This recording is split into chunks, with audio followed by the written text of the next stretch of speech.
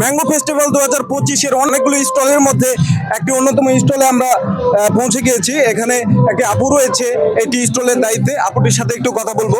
আপু, আপনাকে এই আয়োজনে কেমন লাগতেছে স্টল দিতে পেরে? খুবই ভালো লাগতেছে ভাইয়া, খুবই অল্প সময়ের মধ্যে আমি স্টলটা দিয়েছি, কিন্তু খুবই ভালো লাগতেছে। আমাদের সাভার আমি 5 বছর ধরে আমনি কাজ করি, কিন্তু তেমন কোনো আয়োজন কখনোই হয়নি।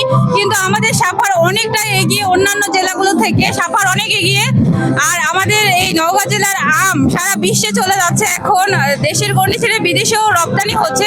আমি চাই পুরো বিশ্ব আমাদের আমগুলোকে চিনুক, আর সারা বাংলাদেশের মানুষ তো আমাদের আমগুলো খেয়েই থাকে। আপনার এখানে কি কি জাতের আমের নমুনা নিয়ে এসেছে?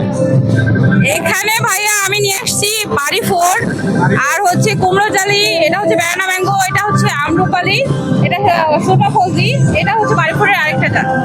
আচ্ছা আপা, আমি এখানে দেখতে পাচ্ছি সুন্দর সুন্দর আচার রয়েছে। এগুলো কি আম দিয়ে করা? ভাইয়া এগুলো হচ্ছে টক আম, টক ঝাল মিষ্টি আচার আর কি। তো আমরা যখন আমগুলো ছোট থাকে তখন এগুলো আমসত্ত্ব বানায়, এগুলো আচার করার জন্য আলাদাভাবে আমসত্ত্ব তৈরি করে থাকি।